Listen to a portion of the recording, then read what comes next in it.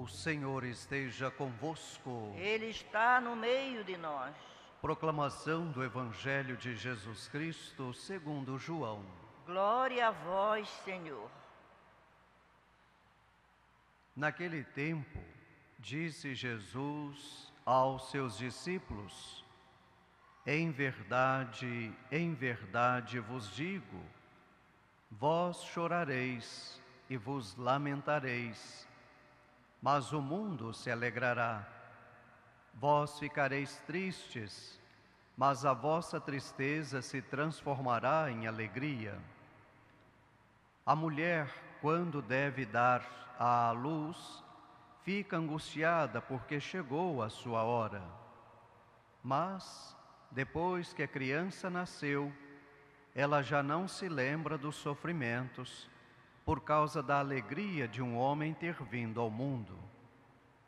Também vós agora sentis tristeza, mas eu hei de ver-vos novamente, e o vosso coração se alegrará, e ninguém vos poderá tirar a vossa alegria. Naquele dia não me perguntareis mais nada. Palavra da salvação. Glória a vós, Senhor. Que as palavras do Santo Evangelho cancelem todos os nossos pecados. Amém. Mais uma vez, quero dar as boas-vindas a todos os romeiros, de longe e de perto, que estão visitando a casa de Nossa Mãe Maria de Nazaré. Sintam-se todos acolhidos, acolhidas, e desde já as nossas orações são para que as graças, os pedidos que cada um traz no coração possam ser atendidos. Também quero desejar as boas-vindas a você que nos acompanha através da TV Nazaré e também através da Rádio Web Basílica, a qual pode ser sintonizada através do portal basilicadenazaré.com.br. A você e a sua família, o nosso obrigado mais uma vez pelo carinho da companhia, pela amizade e também por estar sempre rezando conosco. Você que levantou bem cedinho para sintonizar a TV Nazaré e também a Rádio Web Basílica para rezar conosco a Santa Missa. A você o nosso obrigado, desde já que o seu final de semana seja um final de semana muito abençoado e que Deus conceda a você e a sua família muitas alegrias e copiosas e ricas bênçãos. Irmãos e irmãs, o Evangelho de hoje fala de dois sentimentos que volta e meia estão rondando o ser humano: a alegria e a tristeza. Encontramos tantas pessoas que em determinados dias estão alegres e em determinados dias estão tristes.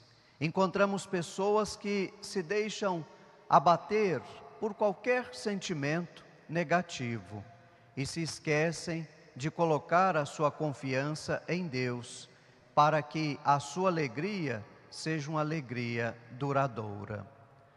O Evangelho de hoje continua falando sobre a criação. São João, em todo o seu Evangelho, ele está lendo o Gênesis. Então ele está fazendo uma releitura do texto da criação, aplicando à pessoa de Cristo Jesus. E o texto de hoje está carregado de informações que têm tudo a ver com a nossa vida diária. Ele começa falando que a alegria do mundo é uma alegria passageira, é uma alegria que tem o seu tempo para terminar, mas o sofrimento pela sua partida, pela sua ida para o Pai, será um sofrimento curto, porque depois vem a alegria, que é a ressurreição. A mulher que aparece no texto de hoje representa a humanidade que vai dar à luz o Filho de Deus, e este Filho é a semente uma semente que vai morrer, mas que vai produzir fruto, e é um fruto que vai nos alimentar eternamente, que é a salvação. Cristo Jesus é esta semente, e a sua morte de cruz e a sua ressurreição é que vai produzir em cada um de nós esta alegria eterna. E ele fala no final do texto de hoje da questão da hora. A hora para São João remonta à hora da morte de Cristo Jesus. Quando nós lemos o capítulo 2 do mesmo Evangelho de São João, onde fala das bodas de Caná, quando Jesus está ali numa festa de casamento e Maria vai dizer: o vinho deles acabou, e Jesus vai dizer: mulher, a minha hora ainda não chegou. E esta hora é a hora da morte de Cristo Jesus. E este termo hora aparece no texto de hoje. Portanto, a morte e a ressurreição de Cristo Jesus, num primeiro momento, trouxe tristeza, porque Jesus morreu, se foi, mas depois vai produzir alegria através da sua ressurreição. E esta alegria chega até nós através do Espírito Santo, o qual nós recebemos no dia do nosso batismo. E este Espírito Santo nos torna corajosos para anunciar a palavra de Deus, como nos mostra a primeira leitura de hoje. O apóstolo Paulo está na cidade de Corinto. Ele está fazendo a sua chamada segunda viagem missionária. E ele está aí provavelmente entre o ano 50 e 52 da nossa era cristã. Corinto era uma cidade portuária. Provavelmente na época em que Paulo esteve aí, ela possuía 500.000 habitantes. E era uma cidade cheia de pessoas vindas de várias culturas e várias raças. Portanto, pessoas de várias denominações religiosas. Paulo vai ter muito trabalho aí para anunciar o seu santo evangelho. Mas ele não vai desistir, mesmo diante dos sofrimentos, mesmo diante das perseguições. O apóstolo Paulo vai depositar toda a sua confiança em Cristo Jesus, para que o seu trabalho seja um trabalho frutuoso. E vemos no final do texto que Paulo vai pagar uma promessa, rapando a cabeça. Percebemos esta devoção de Paulo, este amor de Paulo para com Deus. E Paulo, em momento algum, ele vai retroceder, em momento algum, ele vai sentir tristeza. Pelo contrário, ele vai estar sempre alegre. É interessante aqui notar que o bom evangelizador é aquele que não se deixa abater pelos problemas, pelas perseguições, pelas contrariedades do dia a dia. Pelo contrário, ele vai estar sempre a serviço de Deus. E este texto faz uma pergunta para cada um de nós. Nós que somos os novos missionários de Cristo Jesus. Será que temos a mesma coragem, a mesma garra do apóstolo Paulo em anunciar o Evangelho? Ou será que quando nós sofremos as incompreensões, as perseguições, desistimos do nosso intento? Encontramos tantas pessoas, irmãos e irmãs de caminhada na igreja, pessoas que fazem parte do trabalho pastoral do dia a dia, que qualquer coisa que acontece no grupo de trabalho, logo desiste, logo é motivo para fazer outra coisa. E não é por aí. Os trabalhos pastorais é o momento e o lugar onde nós vamos desempenhar o nosso chamado, a nossa vocação. E os sofrimentos, as contrariedades, eles devem servir como um incentivo para que o nosso trabalho seja cada vez mais frutuoso, para que o nosso trabalho seja um trabalho profícuo, que permaneça, cresça e apareça.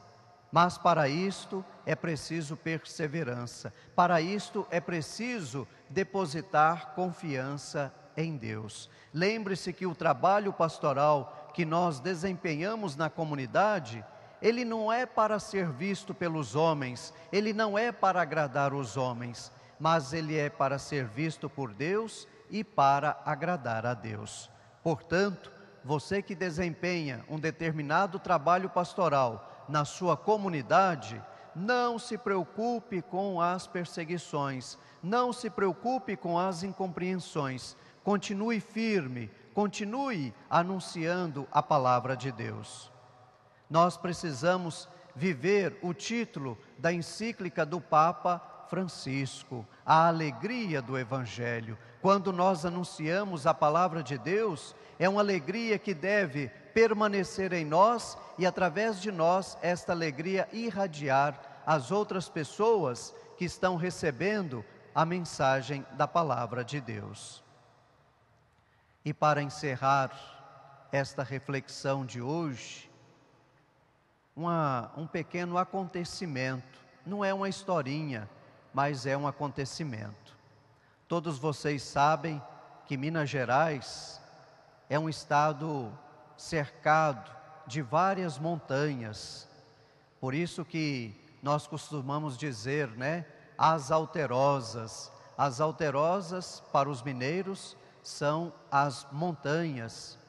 E em uma de suas cidades do estado de Minas Gerais que possui 853 municípios, em um de seus municípios, uma vez um jovem resolveu se suicidar e pulou de uma montanha.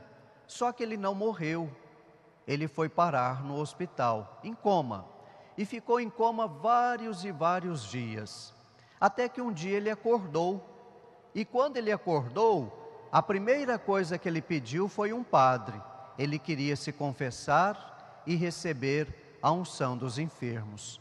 E por coincidência, ou providência de Deus, estava ali naquele hospital um sacerdote, visitando alguns enfermos.